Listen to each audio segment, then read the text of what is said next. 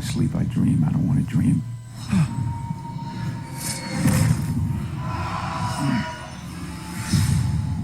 Something happened out there in the desert that night during that mission, and it's not what we thought.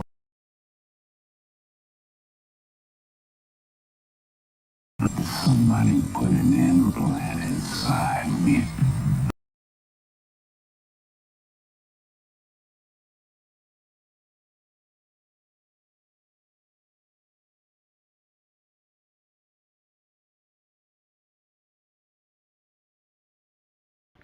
Mind Control, the CIA's Project Artichoke and MK Ultra. At the same time the Guatemalan experiments were taking place, the just formed CIA was borrowing another page from the 1930s Germany. I like to say that's where the next document originated, but no, this is our own government using people as guinea pigs. Their behavior control programs were known as Projects Artichoke and MK Ultra. Why the perpetrators were not brought to trial and justice is beyond me. If anyone in the private sector did something like this, they would go to jail and throw away the key. But I guess the governments are immune from the same standards. Laws that apply to the general population don't apply to them. Lest we forget, isn't the government made of people too? Nothing was publicly known about these grisly experiments until the mid-1970s. And guess who in the Ford administration was involved in helping keep the lid on the worst of what went on? None other than Donald Rumsfeld and his deputy, Dick Cheney. It seems the torture of detainees at Guantanamo, which we'll examine later, has deep roots in our secret history. The three documents that follow are an excerpt from the 1975 CIA memo on some of what Artichoke involved, a 1951 Artichoke report on sensory integration SI and hypnosis H on two unwitting girls, in a 1963 CIA report of inspection of MK Ultra as following. Without previous explanation to either blank or blank child, both subjects were placed in a very deep trance state, and while in this state the following instructions were given. A. Blank was instructed that when she awakened, she was to proceed to a blank room. She was told that while there, she would receive a telephone call from an individual whom she would know only as Joe. This individual would engage her in a normal telephone conversation. During this conversation, this individual would give her a code word. Upon mentioning the code word, blank would go into a deep SI trance state, but would be normal in appearance with her eyes open. Blank was then told that upon the conclusion of the telephone conversation, she would proceed to the ladies' room where she would meet a girl who was unknown to her. She was told that she would strike up a conversation with this girl, and during the conversation she would mention the code word New York to this other girl, who in turn would give her a device, and further instructions were to be carried out by blank. She was told that after she carried out the instructions, she was to return to the operation room, sit on the sofa, and go immediately into a deep sleep state. Blank was instructed that upon awakening, she would proceed to a blank room where she would wait at the desk for a telephone call. Upon receiving a call, a person known as Jim would engage her in a normal conversation. During the course of this conversation, this individual would mention a code word to blank.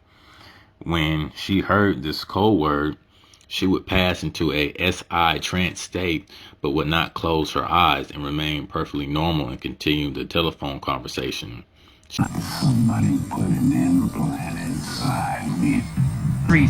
A small Texas town, suddenly thrust into the glare of the national spotlight. It's heartbreaking.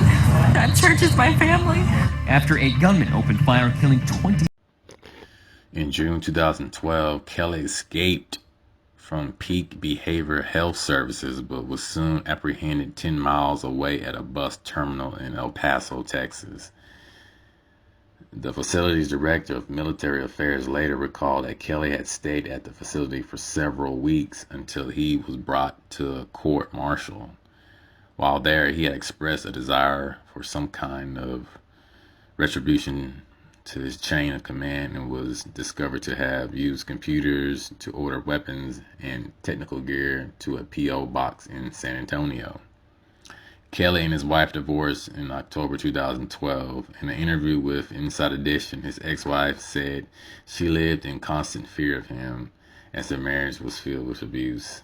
He once threatened her at gunpoint over a speeding ticket and later threatened to kill her and her entire family.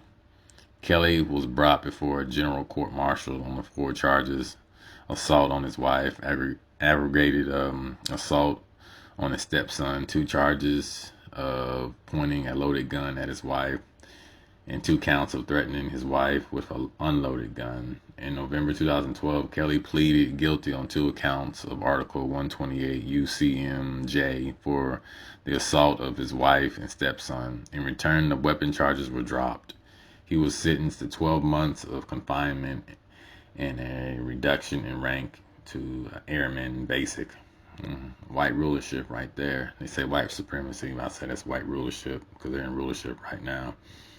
He appealed to the U.S. Court of Appeals for the Armed Forces, but was unsuccessful.